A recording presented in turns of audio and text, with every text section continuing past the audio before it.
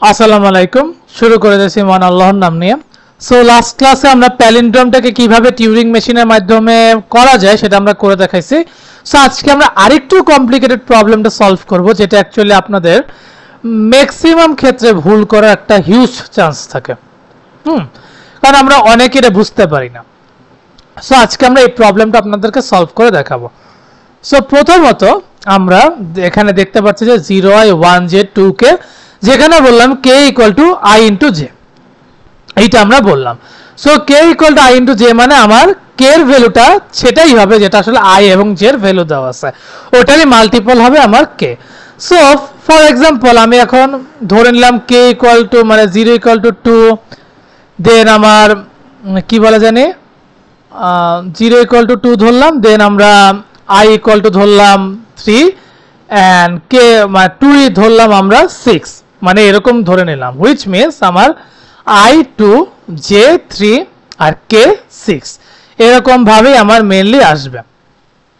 So এখন এই প্রবলেমটা করার জন্য আমি এখন দেখাই যে স্ট্রিংটা মেইনলি এরকম হবে। এখন আমরা এটা কেমনে করতে পারি সেটাই আমরা এখন দেখব। সো এটা এখন কিভাবে করা সম্ভব। সো এইটা এখন করব আমরা হচ্ছে লাইক দিস ওয়ে। সো আমি সাপোজ 0 যখন পাবো তখন আমি এটাকে স্টার ধরবো, 1 যখন পাবো আমি তখন এটাকে এক্স ধরবো, 2 যখন পাবো এটাকে আমি স্ল্যাশ ধরবো, ঠিক আছে। সো এইটা এরকম ডিজাইনগুলো ধরলাম। এখন একটা বছর যে দেখবেন 0 যখন হবে আমি এক্স দেখবো, এখন এক্স দেখার পর আমি 1 যখন পাবো আমি দেখবো 2 আছে কিনা, আমি যখন 2 পেয়ে যাব 2 আবার দেখবে এক্স কোথায়। সো এক্স দেখার পর আবার কি হবে, এক্স পাইলাম আমি আবারও এক্স ধরলাম, এরকম করে করে দেখবো যে একটা পর্যায়ে আমার 1 সব ফিল আপ হয়ে গেছে। সো 1 ফিল আপ হয়ে গেলে তো আমার আর কাজ কেমনে করব। সো এটাকে আমরা তখন আবার কি করব, যখন আমাদের 1 পেয়ে যাব তখন আমরা এই এক্সটাকে আবারও 1 ধরে নিব, 1 ধরে আমাদেরকে এটা ফুল ফিল আপ করতে হবে। আমি জানি হয়তো আপনারা এটা এখনো ক্লিয়ারলি বুঝতে পারেন নাই। সো এটাকে আমরা একটু ডায়াগ্রামটা এঁকে দেখাই, তাহলে আপনাদের জন্য ইজি হবে। সো প্রথমত আমরা 0টাকে স্টার ধরে নেব লাইক দিস, 0 স্টার হলো রাইটে যাবে, এরপর 0 পান যাই পান ওটা আপনার রাইটেই যেতে থাকবে। আফটার দ্যাট আমি যখন 1 পাবো 1কে আমি কি করব x ধরে নেব, এরপর রাইটে যাব যতক্ষণ না পর্যন্ত আমি 2 পাই। তো এর মাঝে আমি অনেকগুলো 1 পাবো। সো 1 পাইলে আমি 1কে ডেফিনেটলি রাইট ধরবো। এখন আমি যখন 2 পেয়ে যাব তখন আমি 2 এই যে হ্যাশ দেন l ধরবো। এখন আমি এই 2টা লেফটে যাব আর ততক্ষণ অবধি লেফটে যাব যতক্ষণ না পর্যন্ত আমি x পাই। সো আমি তো অবভিয়াসলি 1 পাবো, সো 1 পাইলে আমি লেফটে যাব, কিন্তু যখন আমি x পাবো তখন আমি Q2 তে চলে যাব লাইক দিস। সো এরকম করতে করতে করতে কিন্তু একটা পর্যায়ে আমার 3টা 1ও ফিল আপ হয়ে যাবে, 3টা 2ও ফিল আপ হয়ে যাবে, কিন্তু আমার একটা 0 বাকি, 3টা 2 বাকি। কেমনে পসিবল? তাহলে যখন আমি x পেয়ে গেলাম একটা পর্যায়ে কিন্তু আমি ডেফিনেটলি এই স্ল্যাশটা পাবো। সো স্ল্যাশটা পেলে আমাদের কি করতে হবে, যখন আমি স্ল্যাশ পাবো, এই যে এটা এখানে কিন্তু আরেকটা জিনিস আমি বলতে ভুলে গেছি যে এটা কেন আমি স্ল্যাশ দিলাম। দেখেন আমি যখন এই যে 2 খুঁজতে থাকবো তখন আমার স্ল্যাশও আসবে, আমার যখন আবার আমি x খুঁজতে যাবো আমার স্ল্যাশ আসবে, এই কারণে। এখন বলি যখন আমার Q2 তে আমি x পেয়ে গেলাম লাইক দিস, এই যে এই 1টার শেষ x, এখন x পাওয়ার পরে আমি ডিরেক্ট স্ল্যাশ পাচ্ছি, Q2 তে যেই আমি স্ল্যাশ পাচ্ছি। সো এই স্ল্যাশটা যখন আমি পাবো তখন আমি কি করব, স্ল্যাশ পেলে আমি লেফটে যেতে থাকবো, Q5 এ যেতে থাকবো।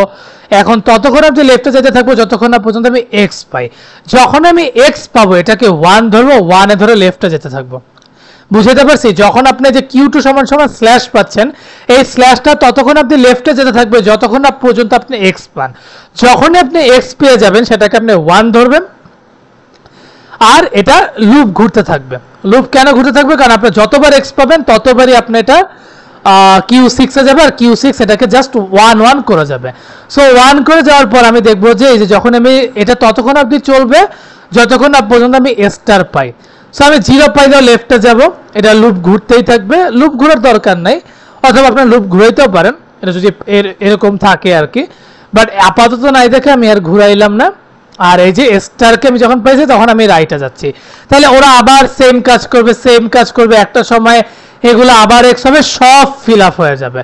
যখন সব কিছু ফিল আপ হয়ে যাবে লাইক এই যে x কে আমি আবার 1 ধরবো, এই যে বিশেষ করে x কে যখন আমি আবার 1 ধরবো তখন কি হবে, একটা পর্যায়ে আমি স্টার পাবো, কিন্তু একটা পর্যায়ে আমি যখন তিনটাকে আবার 1 ধরে ফেলবো আমি কিন্তু ঠিকই স্টার পাবো।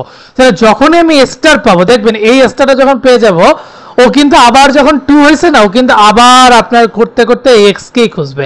এক্সে যে যখন আবার দেখবে Q2 সমান সমান আবারও আপনার স্ল্যাশই আসতেছে তখন ও কি করবে আবার এগুলোকে 1 করে দিবে লাইক দিস। 1 করে দেওয়ার পর একটা পর্যায়ে দেখেন এই যে যখন আমি 1 ধরবো তখন কিন্তু আর আমি 0 পাবো না, তখন আমি কি পাবো স্টার পাবো। সো স্টার পেলে আমি কি করব রাইটে যাব, রাইটে যাওয়ার পর এটা রাইটে যাওয়ার পর আমি এখানে এখন যেতেই থাকবো যখন আমি 1 পাবো তখন আমি লেফটে যাব, স্ল্যাশ পেলেও সরি রাইটে যাব, 1 পেলেও রাইটে যাব। এটা ততক্ষণ অবধি চলবে যতক্ষণ পর্যন্ত আমি অ্যাকসেপ্টিং স্টারটা পাচ্ছি লাইক ওমেগা, ঠিক আছে মানে ডাব্লিউ আর কি।